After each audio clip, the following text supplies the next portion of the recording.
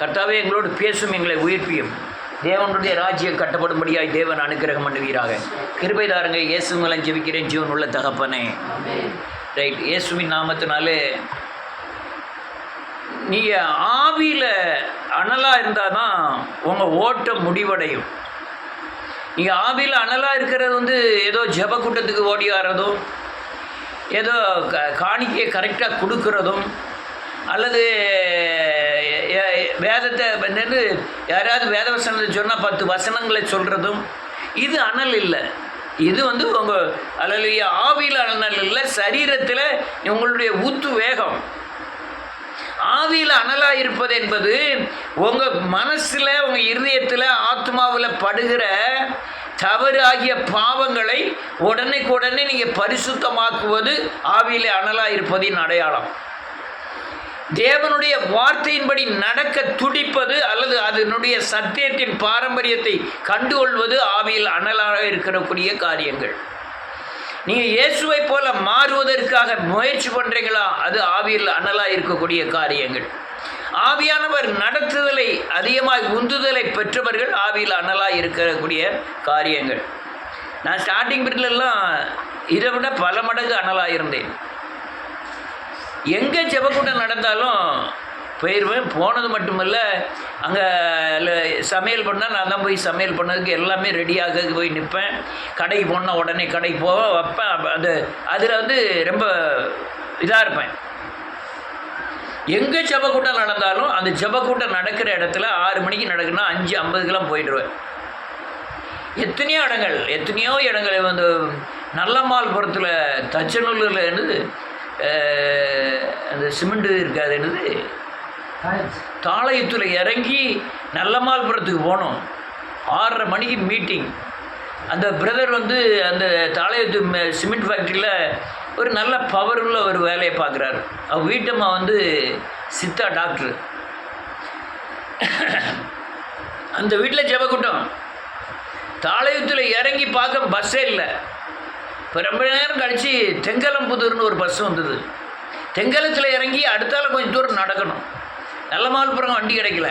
உடனே தென்கலத்தில் இறங்கி ஓடி போய் அந்த உத்வேகங்கள் இருக்கிறது தான் என்னை ஆவியில் அனலாக்குவதற்குண்டான காரியங்களை செய்தது. நீ வேதவசனத்தை கேட்பவர்களாக மட்டுமல்ல, அதனுடைய சாரங்களை புரிந்து கொள்ளக்கூடிய ஆவியின் ஏவுதல் வேண்டும். ஒரு ஆள்கிட்ட கேட்டோம்னா ஏகப்பட்ட வசனங்களை சொல்லுவாங்க. ஆனால் வசனம் சொல்லி பிரயோஜனம் இல்லை. நீங்கள் கேட்குறவர்களாக மட்டுமல்லாமல் அதன்படி நடக்கிறவர்களாக இருங்கள்னு ஆண்டவர் சொன்னார். இந்த ஆவியில் அனல் தான் பிசாசு உங்களை மேற்கொள்ளாது. ஒரு பாவம் செய்துட்டீங்கன்னா, உங்களுடைய ஆவியில் அனலாக இருந்தீங்கன்னா, அந்த பாவத்தை மனம் திரும்புவதற்குண்டான உந்துதலை ஆவியானவர் கொடுப்பார். அந்த ஆவியானவர் கொடுக்கிற அந்த உந்துதல் தான் உங்களுக்கு அனல். வேத வசனத்தை தேடி வாசிக்கிறோம்ல, ஒரு வசனத்துக்கு உண்டான தாற்பயங்களை, அர்த்தங்களை புரிந்து கொள்வதற்காக தேடி வாசித்து அதன்படி நடக்கணும்னு நம்ம நினைக்கிறோம்ல, அது ஆவியின் அனல். அதுதான் எரிந்து பிரகாசிப்பது. எரிந்து யாரெல்லாம் பிரகாசிக்கிறாங்களோ அவங்க ஆவியில் அனலாக இருக்காங்கன்னு அர்த்தம். அதனால் நன்றியோடு கூட துதிக்கிற தேவன் மேல் தாகங்கள் இழப்பதற்காக, அர்ப்பணிப்பதற்காக, தேவனுடைய நாமத்திற்கு பிரயாசப்படுவதற்காக உங்கள் ஆத்மாவில் உந்துதல் இருந்ததுன்னா நீங்கள் ஆவியில் அனலாக இருக்கீங்கன்னு அர்த்தம். அதை செயல்முறைப்படுத்தும் போது நீங்கள் எரிந்து பிரகாசிக்கிற விளக்காக இருக்கிறீங்கன்னு அர்த்தம். வேத வசனங்கள், நடைமுறைப்படுத்தாத வசனங்கள் ஒரு பிரயோஜனம் கிடையாது. அதெல்லாம் நடைமுறைப்படுத்தினா தான் அதுக்கு உள்ள சாரம் இருப்பதாக, அதுக்குள்ள ஜீவன் இருப்பதாக அடையாளம். நீங்கள் வேத வசனத்தை எத்தனையோ ஒரு சில ஆட்கள் எல்லாம் 100 வசனங்களை கடன்னு சொல்லிடுவாங்க. அதே வசனத்தை தான் ஜோசப் விஜய்ன்னு சொல்கிறார். எத்தனையோ பேர் சொல்கிறாங்க வசனங்கள். கலைஞர் கருணாநிதியை கேட்டிங்கன்னா ஏகப்பட்ட வசனங்கள் சொல்வார். வைகோவை கேட்டிங்கன்னா அவங்க அதே மாதிரி எத்தனையோ அரசியல்வாதிகள் வேத வசனங்களை எல்லாம் கற்று வைத்திருக்கிறார்கள். அவர்கள் அந்த பிரசங்க மேடையில் அவங்க பிரச்சாரம் பண்ணும் பொழுது அதை சொல்லுவதற்காக அதை ஒரு பகுதியையும், ராமாயணத்தை ஒரு பகுதியையும், குரானை ஒரு பகுதியும் படித்து வைத்திருப்பார்கள். அது மேன்மை இல்லை. அதே போல தான் நீங்கள் கிறிஸ்துவத்தில் இருந்தீங்கன்னா நீங்கள் ஜீவன் பெறாதவர்கள் அல்லது நீங்கள் முதிர்ச்சி அடைவதற்குண்டான அனல் இல்லை என்று அர்த்தம். அதனால் நீங்கள் வேத வசனத்தை கைக்கொண்டதின் அலலியாம் கிரியைகள், தாழ்மை, பரிசுத்தம், நீதி, உண்மை, இதில் நீங்கள் தரித்திருந்தீங்கன்னா நீங்கள் உங்களுக்குள்ள அனல் உங்களை எரிந்து பிரகாசிக்க வைக்கிறதாய் அடையாளம். அநேகர் வேத வசனங்களை இந்த உலக ஆஸ்திக்காக பயன்படுத்த விரும்புகிறார்கள். இல்லை, பரலோக ராஜ்யத்திற்காக நாம் ஆயத்தமாகுவதற்காக கொடுக்கப்பட்ட வேத வார்த்தைகள் அது கால்களுக்கு தீபமாக இருக்கும். இந்த விளக்கு ஆகிய வேத வசனத்தை, இந்த அலலியா சுடராகிய வேத வசனத்தை கைகொண்டு போதிக்கிறவர்கள் தான் ஆவியில் அனலாக இருக்கிறதின் அடையாளம். அதனால் நான் ஒரு வசனத்தை வாசிப்போம். 2 தீமோத்தேயுவின் புத்தகம் 1வது அதிகாரம்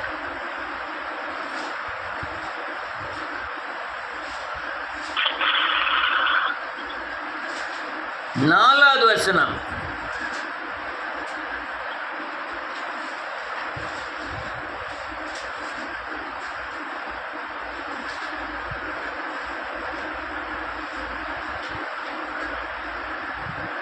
பவுல் எழுது, யாராவது ஒரு ஆள் வாசிங்க டக்குன்னு. 2 தீமோத்தேயு 1வது அதிகாரம் 4வது வசனம்.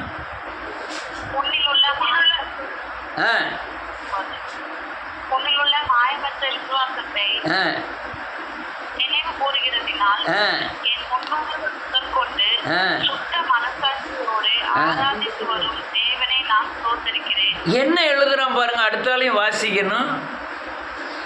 மாயமற்ற விசுவாசத்தை கொண்ட தீமோத்தேயை குறித்து பவுல் எழுதுகிறார்.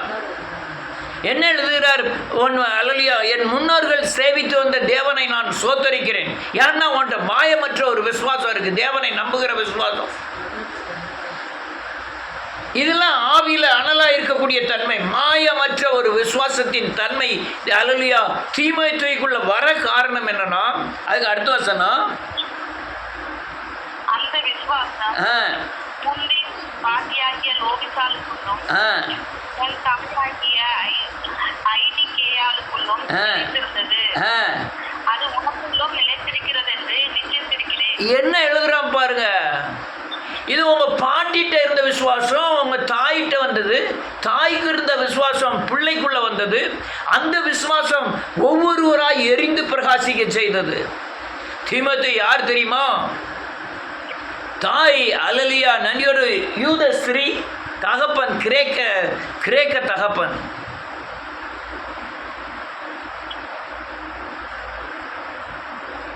இந்த ஹிட்லர் தானே, அவன் தாய் கிரேக்க பெண்மணி, தகப்பன் யூதன்.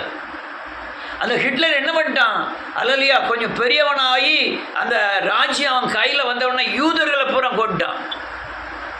காரணம் என்னன்னா, என் தாயை ஒரு யூதன் கெடுத்துட்டான்னு சொல்லி யூதனை எங்கன கண்டாலும் கொல்லுங்கிறதுனால அது வேதவசனத்தில் எழுதியிருந்தது, அது நிறைவேறியது. ஏதோ யூதர்கள் எல்லாம் சிதறடிக்கப்பட்டார்கள், உலகம் முழுவதும் சிதறடிக்கப்பட்டார்கள். இந்தியாவிலும் ஏகப்பட்ட யூதர்கள் இருக்காங்க, ஞானிகள். அதே போலதான் இவன் தாய் கிரேக்க யூத பெண்ணு, தகப்பன் கிரேக்கன். ஆனால் இந்த விதர்ப்பமான சந்ததிக்குள்ள ஒரு ஒரு மனிதன் உருவாகிறான். அவன் பேர் தான் தீமோத்தேயு. ஆனால் இந்த தகப்பன் மூலமாக இவனுக்கு விசுவாசம் கடந்து வரல. இவன் தாயின் வழியாய் தன் தாய்க்கு விசுவாசம் கடந்து வந்து அது இவனுக்குள்ள வந்துட்டு. நான் அடுத்தால என்ன எழுதியிருக்கு? 6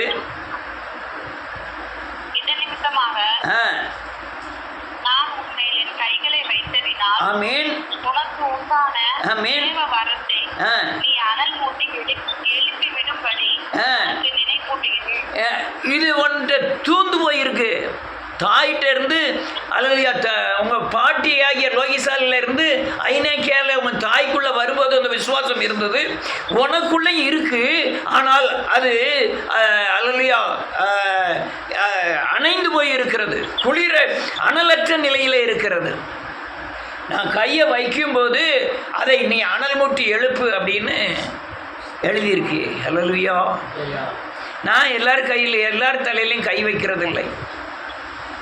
யார் தலையில் யார் கை வச்சு ஜெபம் பண்ணணும், யார் கை வச்சு ஜெபம் பண்ணணும் ஆசீர்வாதம், அது என்ன ஆசீர்வாதம் கிடைக்கும் அப்படிங்கிறது தான் அல்லேலூயா அப்படிங்கிறது பெரிய சத்தியம். அது நான் குறிப்பிட்ட காலங்களில் பால் சாலமனே என் தலையில் கை வச்சு ஜெபம் பண்ணதுக்கு விடலை. தேவ இறக்கத்திட்ட நான் தலையில் கை வச்சு ஜெபம் பண்ணதே விடலை. காரணம் என்னன்னா, அவங்க விசுவாசத்தில், பரிசுத்தத்தில், வேதவசனத்தில் கரெக்டாக இருக்கணும். அவங்க கிரையும் கட்டி இருக்கணும். ஒரு ஆள் அநேகரை விடுவித்திருக்கணும். இப்போ நான் தகுதியாக இல்லையான்னு பார்க்கும் பொழுது என் மூலமாய் அநேகர் சாபத்திலிருந்து விடுதலை ஆனார்கள், மரண பிடியிலிருந்து விடுதலை ஆனார்கள், பேயின் பிடியிலிருந்து விடுதலை ஆனார்கள். அப்போ எனக்குள்ளே இருக்கிற விசுவாசத்தின் தன்மை இன்னொரு ஆளுக்கு போகும்போது, என்னுடைய அபிஷேகத்தின் தன்மை, எழுப்புதலின் ஆலோசனையின் தன்மை இன்னொரு ஆளுக்கு போவதற்காக நான் தலையில் கை வச்சு ஜெபம் பண்ணால் இது நடக்கும். ஒருவேளை நான் சாபத்திலிருந்து விடுதலையாக்காம, பாவத்திலிருந்து விடுதலையாக்காம, பேயின் போராட்டத்திலிருந்து அநேகரை விடுதலையாக்காம, எனக்குள்ள இருக்கிற சக்தி அல்லையா ஆவியானவருடைய பலன் அல்ல. ஒரு மனிதனுக்குள்ள இருக்கிற ஆவியானவர் இன்னொருவரை விடுவிக்கணும்னா பயங்கரமான உந்துதலோடு நடத்துவார். இப்போ அநேக ஊழியர்கள் பணாசை பிடித்தவர்களாய், இச்சை ரோகம் பிடித்தவர்களாய், பெருமை கொண்டவர்களாய் இருக்கிற யார் கை வச்சு ஜெபம் பண்ணாலும் சரி, நீங்கள் பாதிக்கப்படுவீர்கள். எல்லார் தலையிலும் கை வைக்க விடப்படாது. அதே மாதிரி நான் எல்லார் தலையிலும் கை வைக்காமல் இருக்க காரணம் என்னன்னா, இவர் கை வச்சு ஜெபம் பண்ணனா நமக்கு அல்லேலூயா விடுதலை இல்லைன்னு யார் உணர்றாங்களோ அவங்க தலையில் கை வச்சு ஜெபம் பண்ண மாட்டேன். பவுல் என்ன சொன்னா தெரியுமா, எல்லார் தலையிலும் நீ யார் மேலே நீ கையை நீட்டாதே, கை வச்சு ஜெபம் பண்ணாதன்ட்டான்.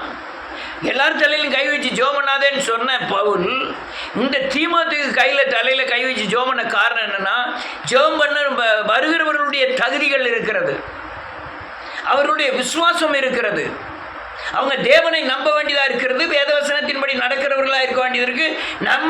நாம் ஜெபம் பண்ணினால் விடுதலை ஆகுங்கிற ஒரு நம்பிக்கை அவங்களுக்குள்ள இருக்கணும். இல்லைன்னா நான் அநேகர் தலையில் கை வச்சு ஜெபம் பண்ணுறது கிடையாது. நான் எனக்கு ஏவுதல் வரும்பொழுது ஜெபம் பண்ணாமல் இருந்ததும் கிடையாது.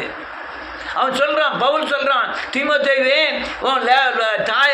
பாட்டியாகிய லோகிசாலுக்குள்ளே இருந்த விசுவாசம் உன்னை தாய்க்குள்ளே வந்தது. தாய்க்குள்ளே உள்ள வீட்டில் இருந்த நடந்த அநேக போராட்டங்கள், உங்கள் தகப்பன் உங்கள் தாயை விட்டுட்டு போயிட்டான். ஆனால் நீ வளர்ந்து வந்து வரும்போது அந்த விசுவாசம் உனக்குள்ள இருக்கே தவிர அது அல்லேலூயா அனல் கொள்ளவில்லை. அதனால நான் அனல் கொண்ட மனுஷனாகிய பவுலாகிய நான் உன் தலையில் கை வச்சு ஜெபம் பண்ணதுனால என்னுடைய ஆவிக்குரிய பலன் உனக்கு சென்று உன்னுடைய பெற்றிருக்கிற விசுவாசத்தை அனல் மூட்டி எழுப்ப வேண்டும் என்று சொல்லுகிறான். அல்லேலூயா. அனல் மூட்டி எழுப்பணும். நான் ஒரு சில பெரிய பெரிய ஊழியர்கள்லாம் என் தலையில் கை வச்சு ஜெபம் பண்ணியிருக்காங்க. நான் ஜெபம் பண்ணதுக்கு நான் ஊழியத்துக்கு வரும் பொழுது என்னை பிரதிஷ்டை பண்ணது அன்புராஜ் டாக்டர் மோகன் சி லாசரஸுக்கு கூட இருக்காரு. அந்த அன்புராஜ் டாக்டர் தான் என் தலையில் கை வச்சு எண்ணெய் வச்சு நீங்கள் தென்காசியில் போய் ஊழியம் செய்வதற்காக கர்த்தர் உங்களை அனுப்புகிறாருன்னு சொல்லி என் மேலே தலையில் கை வச்சு ஜெபம் பண்ணினார். ஜெபம் பண்ணும்போது ஒரு புதிதான அபிஷேகத்தை பெற்றேன். அப்படி தான் நாங்கள் வந்தேன். தென்காசிக்கு வரும்போது அப்படி தான் வந்தேன். அபிஷேகத்தை பெற்றோம், பூரண அபிஷேகத்தை பெற்று தான் வந்தேன். ஆனால் அந்த அபிஷேகம் தேவன் வழி நடத்தும் போது கிடைத்த அபிஷேகங்கள் என்ன செய்ததுன்னா, அநேக இடங்களில் சத்தியத்தை பிரசங்கிக்க தேவன் அனுக்கிரகம் பண்ணினார். எத்தனையோ இடங்களில் இயேசுவை பற்றி சொல்லும்படியாய், தெருக்களில் நின்று தேவனை பிரசங்கிக்கும்படியாய் அந்த அபிஷேகத்தின் தன்மை செய்தது. இன்னைக்கு வரை வைராக்கியமாக ஓடிக்கிட்டு இருக்கேன் இயேசு கிறிஸ்துவின் நாமத்தினாலே. அனல் குறையாதபடி கர்த்தருடைய கிருபை என்று உணர்கிறேன். அல்லேலூயா. அதனால் இந்த அனலை, உங்களுக்குள்ளே இருக்கிற அனலை யாரோ கை வைப்பாங்க, யாரோ வசனத்தை சொல்லுவாங்கன்ட்டு இல்லை, நீங்கள் வேத வசனத்தை படித்து அதை தியானம் பண்ணி அதுக்குள்ளே இருக்கிற சாரத்தை கண்டுபிடித்து அதன்படி நடக்க முயற்சி செய்தால் உங்களுக்குள்ள அனல் உண்டாயிரும். ஆவியில அனலாயிருங்கள்னு ரோமர் 12வது அதிகாரத்தில் எழுதியிருக்கு. உங்களை எப்பவும் அல்லையா, எது அனல் என்றால் என்ன? விசுவாசத்தின் பலன். அது அனல் என்றால் என்ன? பரிசுத்தத்தின் பலன். அனல் என்றால் என்ன? வேத வசனத்துக்கு தன்னை பூரணமாய் அர்ப்பணிப்பது. அனல் என்றால் என்ன? சும்மா பாட்டு படிப்பதும் சத்தம் போட்டு ஜோம் பண்ணதும் அது மட்டும் அனல் அல்ல. தேவனுக்காய் எதையும் இழக்க துணிவது அனலின் தன்மைகள். அதுதான் எரிந்து பிரகாசிப்பது. ஒரு வசனத்தை வாசிப்போம், எப்படி அனல் உண்டாதுன்னு. 39வது சங்கீதம்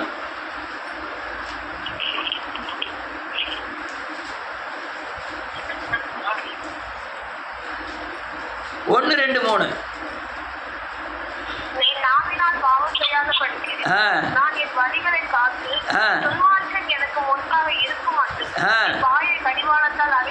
முதல்ல பாவம் செய்யாதபடி உன் நாவை அடக்கு. எல்லா அல்லையா ஜீவனும் மரணமும் நாவின் பிரதியுத்தரத்தில் இருக்கிறது. அதனால நாவினால எந்த வார்த்தை பேசுகிறீர்களோ அது அப்படியே நடக்கும். அதனால முதல்ல அல்லையா துன்மார்க்கனுடைய பேச்சும் காதில் விழாதபடி உன் நாவை துதியினாலும் சோத்திரங்களினாலும் நிரப்பி பாதுகாத்துக்கொள். இருதயம் என்ன நினைக்காத நாவு பேச போகுது. அடுத்தால என்ன எழுதிருக்கு?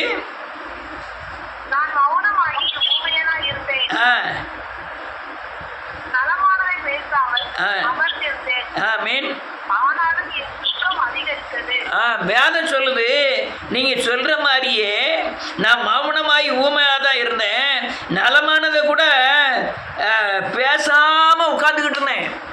ஆனாலும் எனக்குடைய துக்கம் அதிகரித்து கொண்டே இருந்தது. ஏன் தெரியுமா? வேத வசன இருதயத்துக்குள்ள போகாத வரை உங்க துக்கம் பெரிதா இருந்து கொண்டே இருக்கும். நான் அநேக முறை சொல்லியிருக்கேன், என்னுடைய அநேக நெருக்கங்களிலே வேத வசனத்தை தேடிதான் ஓடி இருக்கிறேன். எப்பவும் எனக்கு நெருக்கம் வந்துட்டுனா வேத வசனத்தை தேடி தான் ஓடுவேன். அல்லையா, என்னுடைய தேவைகள், அவமானங்கள், நிந்தைகள் எல்லாவற்றிலும் வேத வசனத்தை தேடிதான் ஓடுவேன்.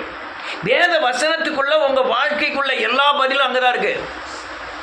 உங்களுடைய எதிர்காலமே வேத வசனத்துக்குள்ளதான் இருக்கு. நீங்க அதை கண்டுபிடிக்கிறவர்கள் சிலர் என்று வேதம் சொல்லுது. எல்லா காவலோடும் இருதயத்தில் வேத வசனத்தை காத்துக்கொள். அந்த வேத அடுத்த நிலைக்கு 3வது வசனம்,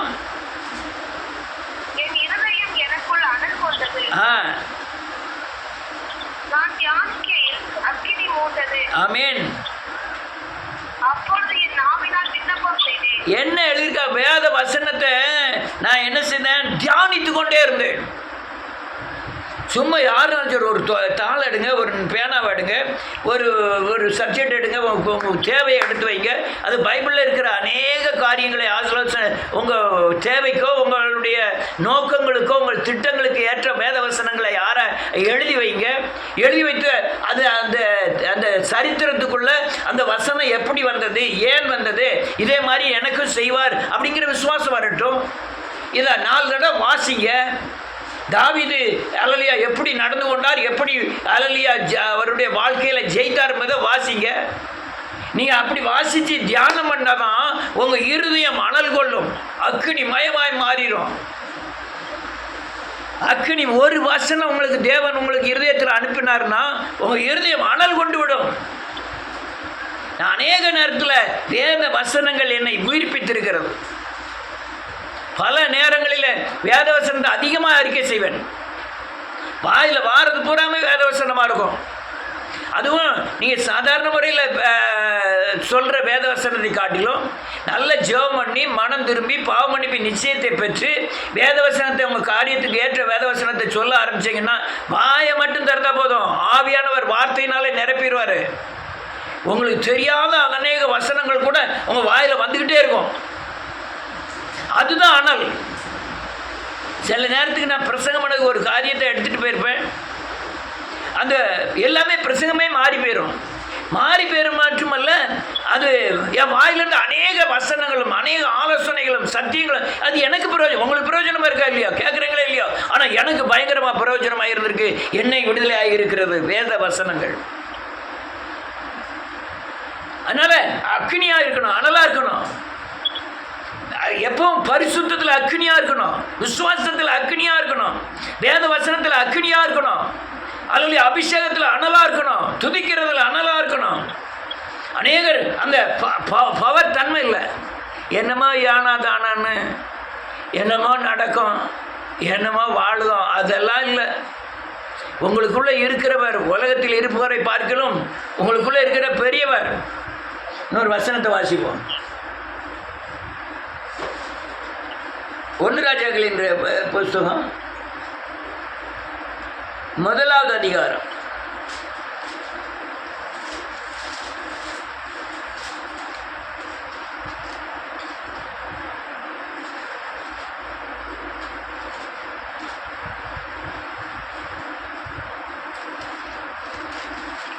வாசிக்கலாம் 1.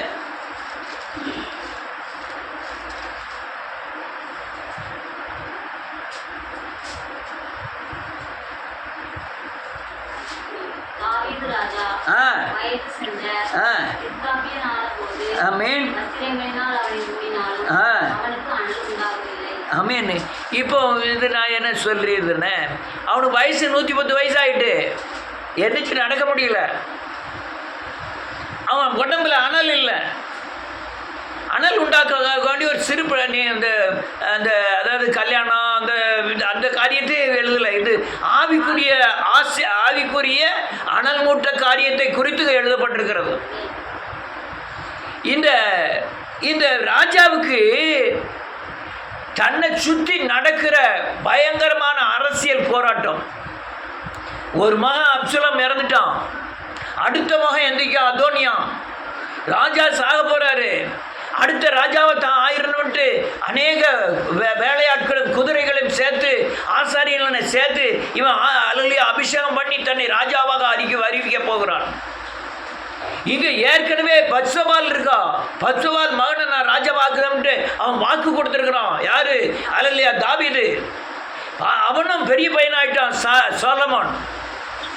அவனும் அந்த எண்ணத்தை குறித்த எண்ணம் இல்லாம இருக்கிறான். ஆனால் தாவீது ராஜாவோ 110 வயசுக்கு மேல ஆகி தன்னை சுற்றி என்ன நடக்குன்னே தெரியாத ஆவிக்குரிய அனல் குறைந்தவனாய் காணப்படுகிறான்.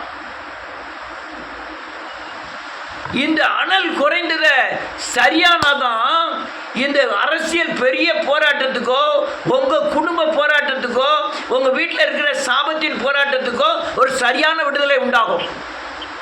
நீங்க ஆவில அனல் இல்லைன்னா நீங்க மாமிச எண்ணத்துல தான் இருப்பீங்க, மாமிச பிசாசின் போராட்டத்துல தான் இருப்பீங்க. பிசாசின் போராட்டம் உங்களை சரீரத்தை தாக்கினாலும், உங்களுடைய அல்லேலூயா உலகத்தினுடைய வாழ்க்கை முறையை தாக்கினாலும் உங்களுக்கு ஒண்ணுமே புரியாது. என்னமா போறோம் என்னமா வாரங்கிற மாதிரி தான் இருக்கும். நீங்க அனலானதான் உங்களை சுற்றி என்ன நடக்குன்னே தெரியும். நீங்க வேதத்தை தியானம் பண்ணி வேதத்துக்கு தன்னை அர்ப்பணிச்சாதான் உங்க வாழ்க்கையில பிசாசின் போராட்டம் என்னங்கிறதே உங்களுக்கு புரியும். நீங்க இல்லைன்னா ஒண்ணுமே புரியாது. நீங்க நல்ல ஜெபம் பண்ணுங்க, வேதத்தை வாசிங்க, அல்லேலூயா, நல்ல பாவ அறிக்கை செய்யுங்க, ஆவியான ஒரு ஆளுகைக்கு உங்களை ஒப்பு கொடுங்க. நீங்க அநேகர் என்ன நினைக்கிறாங்க, நீ ஜெபம் பண்ணவா போதும், இன்னைக்கு என்னமோ சர்ச்சுக்கு போனோமா போதும். இல்லை, அது இல்லை கிறிஸ்துவம். இது உங்களை உயிர் முட்டுவதற்காக கூடுகிற ஒரு இடமே தவிர தனிப்பட்ட வாழ்க்கையில நீங்கள் அனலா இருக்க வேண்டும். உங்களை சுற்றி என்ன நடக்குன்னு உங்களுக்கு தெரியணும். ஒரு வியாதி ஏன் வந்ததுன்னு தெரியணும். நான் ஒரு பெரிய ஊழியக்காரருடைய புக்கை வாசித்தேன். அவர் சொல்றாரு, ஒருத்தட்ட பாவத்தை நீங்க மன்னிக்கலனால கூட உங்களை விட்டு வியாதி போவாதுங்காரு. நீங்க ஒரு ஆள்கிட்ட செய்யற தவறுக்குண்டான பாவ மன்னிப்பை அவற்றை நீங்க பெறலைன்னா உங்களுக்கு இருக்கிற வியாதி உங்களுக்கு போவாது. அதனால நீ மன்னிப்பு ரொம்ப முக்கியம். சகோதரன் நீ நேசிச்சாதான் உங்களுக்கு வியாதியே போகும்னு சொல்றாரு. அதனால நீங்க மனம் திரும்பி புது சிருஷ்டியானீங்கன்னா, அனலானீங்கன்னா உங்க சுற்றி என்ன நடக்குன்னு தெரியும். ஏதோ காய்ச்சல், ஏதோ மண்டடி, ஏதோ வியாதி, ஏதோ ஒரு அல்லேலூயா பணம் இல்லாமல் போகுது, ஏதோ ஒரு ஆக்சிடென்ட், ஏதோ ஒரு இப்படி, அது ஏதோ அல்ல, காரணம் இல்லாமல் உங்களை எதுவுமே தாக்குவதில்லை. அதனால இந்த தாவீது ராஜாவுக்குள்ள நிலைமை பயங்கர மோசமானது. சுற்றி என்ன நடக்குன்னு அவனுக்கு தெரியல. அனல் குறைஞ்சிட்டு அடுத்த வசனம் 2வது வசனம், அப்பொழுது அவனுடைய ஆ ஊழியக்காரர் அவனை நோக்கி, ஆ ராஜ சமூகத்தில் நின்று ஆ அவருக்கு பணிவிடை செய்யவும், ஆ ராஜாவாகிய எங்கள் ஆண்டவனுக்கு ஆ அனல் உண்டாகும்படி ஆ அவருடைய மடியிலே படுத்துக் கொள்ளவும், ஆமென். கன்னியாகிய ஒரு சிறு பெண்ணை ஆ ராஜாவாகிய எங்கள் ஆண்டவனுக்கு தேடுவோம். தேடுவோம் என்று சொல்லி எல்லாம் நான் நாளைக்கு பார்த்தேன்னா கேட்குறேம்மா, எனக்கு பார்க்கல வீட்டுக்கு போட்டுருக்கேன். சரிப்பா, சனிக்கிழமை வரேன் அப்படின்னு ஏமா அதை மியூட்டில் போடுங்க, இல்லைன்னா கட் பண்ணுங்க. வீட்டை வாங்கிட்டு எலிசபெத் அதை கட் பண்ணி விட. நீங்கள் சொல்லுங்க இல்லை தியானமே அதான் நான் சொல்லிட்டேன். எலிசபெத் அதை கட் பண்ணி விடு. அடுத்தல 3. இஸ்ரவேலின் எல்லையிலெல்லாம் ஆ. அழகான ஒரு பெண்ணை தேடி ஆமென் ஊழியக்காரராகிய ஆமென் அபிஷாவை கண்டு ராஜாவினிடத்தில் கொண்டு வந்தார்கள். இந்த பெண் வெகு அழகாய் இருந்தாள். ஆமென் அவள் ராஜாவுக்கு ஆ. உதவியாய் இருந்து ஆமென் அவனுக்கு பணிவிடை செய்தால் ஆனாலும் ராஜா ஆ. அவளை அறியவில்லை. அறியவில்லை. ஆவியில் திருப்பி கிடந்த ஆ. அதோனியா என்பவன் ஆமென் நான் ராஜா ஆவேன் என்று சொல்லி ஆ தன்னைத்தான் உயர்த்தி ஆ எனக்கு ரதங்களும் குதிரை வீரரையும் ஆமென் எனக்கு முன் ஓடும் 50 காலாட்களையும் சம்பாதித்தான். ஆமென் அவனுடைய தகப்பன் ஆ நீ இப்படி செய்வானேன் என்று ஆ அவளை ஒரு கால் கண்டுகொள்ளவில்லை. ஆமென் அவன் மிகவும் அளவுள்ளவளாய் இருந்தால் ஆ அப்சலோமுக்கு பின் அவனுடைய தாய் அவனை பெற்றாள். அவன் சிரியாவின் குமாரனாகிய ஆமென் யோவாவோடும் ஆ ஆசாரியனாகிய ஆ சீத்தாரோடும் ஆலோசனை பண்ணி வந்தான். ஆ அவர்கள் அவனிடத்திலிருந்து அவனுக்கு உதவி செய்து வந்தார்கள். போதும், அதோனியா எழுப்பிட்டோம். இப்போ தனக்குன்னு ஒட்டிய பணிவிடைக்கு கொண்டு வந்திருக்க, அது அவனுக்கு தாவீதுக்கு தெரியல. அவன் உடம்புல என்ன இல்லை, அனல் இல்லை. ஏன்னா அநேக ஊழியக்காரர்லாம் பார்த்துருக்கேன், நல்ல பிரசங்கிப்பார்கள், அவங்க சுற்றி என்ன நடக்கிறது தெரியாது. ஒரு ஊழியக்காரனுக்கு 5 பையனுமே லவ் மேரேஜ் தான் பண்ணியிருக்கான். லவ் மேரேஜ் பண்ணுறது இது மாம்சத்தின் கிரியை, அது தவறு. ஆனால் அது தெரியாமல் அவர் எவ்வளோதான் பிரசங்கித்தாலும் சரி, இவர் அந்த இவர் சரி பண்ணாமல் அங்கே எந்த யாரையுமே உருவாக்க முடியாது. இவர் சரியான சத்தியத்தை போதித்தாலும் அங்கே போய் கிரியைகள் நடக்காது. ஆனால் இல்லை, நான் பிரசங்கிக்கணும்னா என் வாழ்க்கையில் நடைமுறைப்படுத்தி அதை அப்படியே பிரசங்கிக்கணும். நான் ரிசல்ட்டை பார்த்துட்டு தான் பிரசங்கிக்கணும். இல்லைன்னா நான் வாழ்க்கை முறை ஒன்று, நான் பிரசங்கிக்கிறது வேற இருந்தால் நான் பிரசங்கம் பண்ணுற எந்த காரியமும் யார்ட்டையும் போய் ஒன்றுமே செய்யாது, விடுதலையெல்லாம் ஆக்காது. ஏன்னா வேத வசனத்தில் ஆவி இருக்குது, ஜீவன் இருக்குது. இந்த பெண் அனல் மூட்டுகிறாள். இவன் தான் பெரிய அரசியல் சாணக்கியனாக இருக்கிறாள். இந்த அபிஷாக் அப்படிங்கிற ஒரு சிறு பெண். அடுத்தல வாசிக்கலாம் 10. தீர்க்கதரிசியாகிய ஆ நாத்தானையும் ஆ பெனாயாவையும் ஆ பராக்கிரமசாலிகளையும் ஆ என் சகோதரனாகிய சாலமோனையும் அழைக்கவில்லை. ஒரு நிமிஷம்.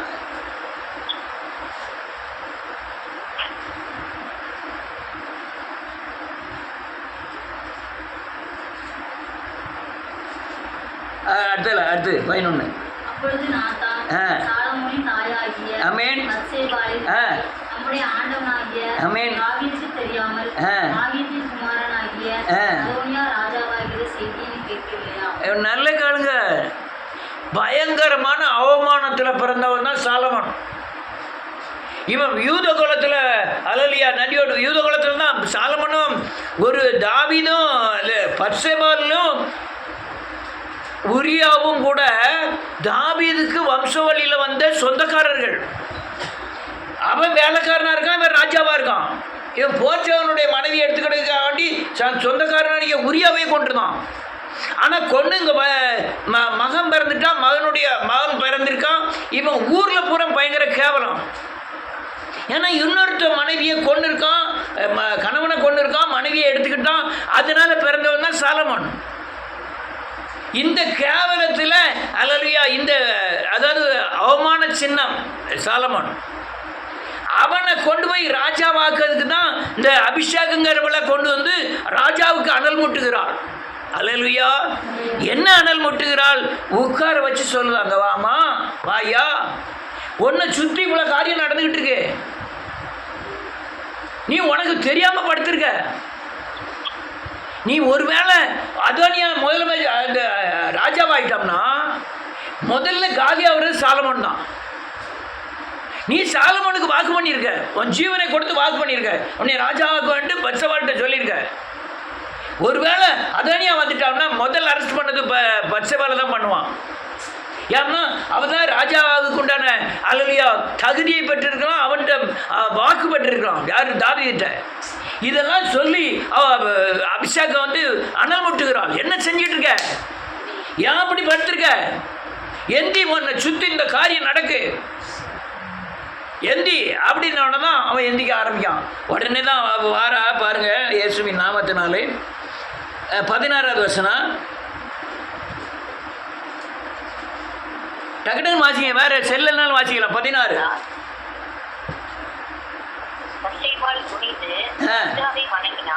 அப்பொழுது ராஜா என்ன வேண்டும் என்று கேட்டான்.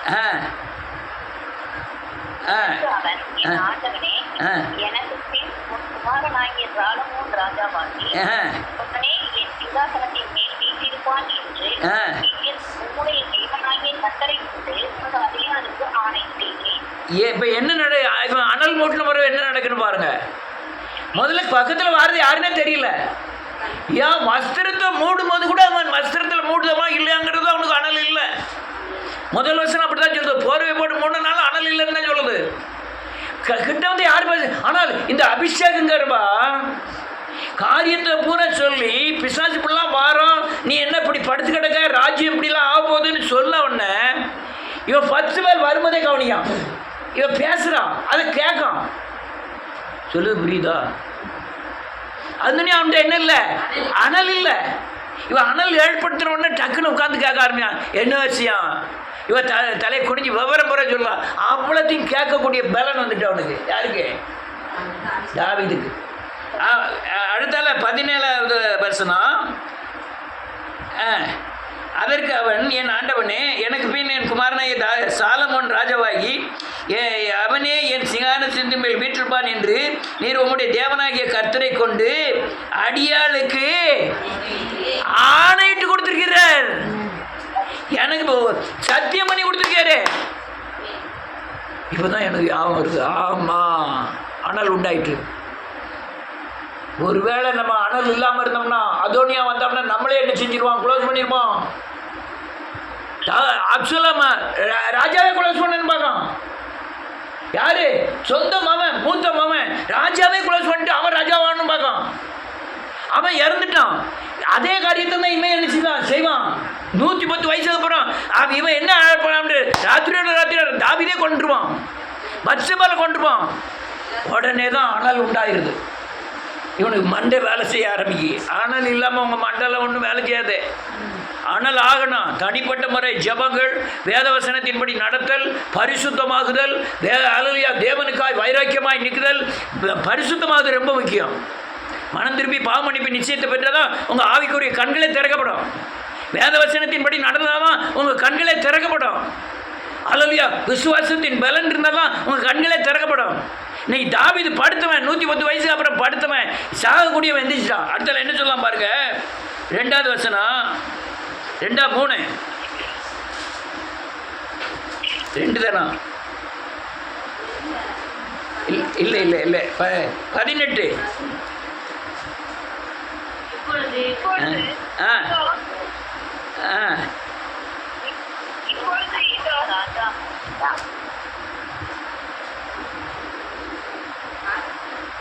வாசி 23 வாசிங்க. 23 வாசிங்க. 23 வாசிங்க. யாராவது ஒரு ஆள் வாசிங்க டக்கு டக்குன்னு.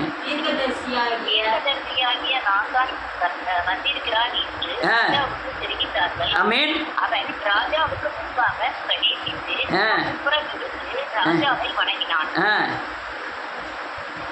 வாசிங்க டக்கு டக்குன்னு. யாராவது வாசிங்க வாசிங்க. ராஜாவாகிய என் ஆண்டவனே, அதோனியா எனக்கு பின் ராஜாவாகி அவனே சிங்காசனத்தின் மேல் வீற்றிருப்பான் என்று சொன்னதுண்டோ? அவன் இன்றைய தினம் போய் ஆடுகளையும் கொழுத்த ஜந்துக்களையும் ஆடுகளையும் திரளாக அழித்து ராஜாவின் குமாரர் அனைவரையும் 4 தலைவரையும் ஆசாரியனாகிய அபியத்தாரையும் ராஜாவாகிய அதோனியா வாழ்க என்று சொல்கிறார்கள். போதும். 28 29 வாசிங்க. அப்பொழுது ராஜா குமாரனாகிய சாலமோன் எனக்கு பின் அரசாண்டு அவனே என் ஸ்தானத்தில் என் சிங்காசனத்தின் மேல் வீற்றிருப்பான் என்று நான் உனக்கு இஸ்ரவேலின் தேவனாகிய கர்த்தர் மேல் ஆணையிட்டபடியே இன்றைக்கு செய்து தீர்ப்பேன் என்பதை ஆத்துமாவை எல்லா இக்கட்டுக்கும் நீங்களாக்கி மீட்ட கர்த்தருடைய ஜீவனை கொண்டு சொல்கிறேன் என்று. ஆமென். போதும். அதானியாவை இருக்க விடாம ராஜாவாக்கிட்டான் சாலமோனை. அது மட்டுமல்ல, பெரிய பெரிய காரியங்களை சொல்லுவான். என்னெல்லாம் சொல்லுவான் தெரியுமா? நீ அடுத்த அதிகாரம் 2வது அதிகாரத்தை பார்த்தீங்கன்னா, நான் பூலோகத்தார் யாவர் போகிற வழியே 2வது வசனம் போகிறேன், நீ திடங்கொண்டு புருஷனாயிரு, நீ என்ன செய்தாலும் நீ எங்கே போனாலும் எல்லாவற்றிலும் புத்திமானாய் இருக்கிறதற்கும் கர்த்தர் என்னை குறித்து உன் பிள்ளைகள் தங்கள் முழு இருதயத்தோடும் தங்கள் முழு ஆத்மாவோடும் எனக்கு முன்பாக உண்மையாய் நடக்கும்படிக்கு தங்கள் வழியை காத்து கொண்டால் இஸ்ரவேலின் சிங்காசனத்தில் வீற்றிருக்கத்தக்க புருஷன் உனக்கு இல்லாமல் போவதில்லை என்று சொன்ன தம்முடைய வார்த்தையெல்லாம் எல்லாம் ஞாபகத்துக்கு வருது. எல்லாம் என்ன செய்யுது? ஆண்டவர் பேசுனதுக்கு எல்லாம் ஞாபகத்துக்கு வருது. ஆண்டவர் இப்படி பேசியிருக்காரு. அவன் படுத்து கிடக்கும்போது செத்தண்டோன்னு படுத்துருக்கான். பார்வை போட்டு முன்னாலும் தெரியல, ராஜான்னு கூப்பிட்டாலும் தெரியல. ஆனால் அனல் உண்டான பிறவே ஆண்டவர் என்கிட்ட சொல்லியிருக்காரு, நீ கற்பனை கட்டளையின்படி நடந்தால் உனக்கு பிள்ளைகள் இல்லாமல் போவதில்லை, சிங்காசனத்தில் விட்டிருக்க பிள்ளைகள் இல்லாமல் போவதில்லை அப்படின்னு சொல்லியிருக்காரு. ஏன் அந்த சீமோ இருக்கானே அவனை குறித்து எச்சரிக்காரு, என்னை அவமானப்படுத்தினான். யோவாப்பை குறித்து நிரம்ப எச்சரிக்காரு. அப்னேர் அப்படி இல்லை, அவன் ஒரு மாதிரி ஆளு அப்படின்னு ஒவ்வொரு ஆளையும் குறித்து சொல்லலாம். எப்போ? அனல் உண்டான பிறவே. அல்லேலூயா. நீங்க அனல் இல்லாமல் இருந்தீங்கன்னா அந்த கதி தான் வர காரியங்கள்ல வர காலங்கள்ல அனலாக இருக்கணும். ஆவியில் அனலாக இருக்கணும். வேத வசனத்துக்கு எதையும் இழக்க ரெடியாக இருக்கணும். பரிசுத்தத்தில் ரொம்ப உண்மையாக இருக்கணும். அது ரொம்ப உண்மை. வேத வசனத்தில் நடப்பில் கரெக்டாக இருக்கணும். இதெல்லாம் இல்லைங்கன்னா நீங்கள் எரிந்து பிரகாசிக்கிற விளக்காக இருக்க மாட்டீங்க. உங்களுக்குள்ள அனல் இருக்காது. அவனை சும்மா சத்தம் போட்டு ஜெபம் பண்ணுவீங்க, ஏதோ 10 வசனத்தை சொல்லுவீங்க, ஒரு கிறிஸ்துவ மதத்தின் சாயலை வச்சுருப்பீங்க, சோத்திரம் அழகாக. இதெல்லாம் வேஸ்ட்டு, பேய் செய்யும். நீங்கள் பரிசுத்தம் இல்லாமல் தேவனை தரிசிப்பது கூடாத காரியம். இருதயத்தில் சுத்தமுள்ளவர்கள் தேவனை தரிசிப்பார்கள். வேத வசனத்தின்படி நடக்கிறவர்கள், விசுவாசத்தின் கிரியை செய்கிறவர்கள், இவங்க தான் ஆவியில் அனலாக இருக்க முடியும். அனலாக இருந்தால் மட்டும்தான் வருங்காலங்களில் நீங்கள் தப்பிக்க முடியும். இல்லைன்னா இந்த உலகத்தில் எந்த காரியத்திலும் நீங்கள் தப்பிக்கிறதுக்கு வழியே கிடையாது. ஆவியிலே அனலாக இருங்கள். கர்த்தர் உங்களை ஆசீர்வதிப்பாராக. அதனால் ஒவ்வொரு காரியத்திலையும் கர்த்தர் உங்களோடு கூட இருப்பாராக.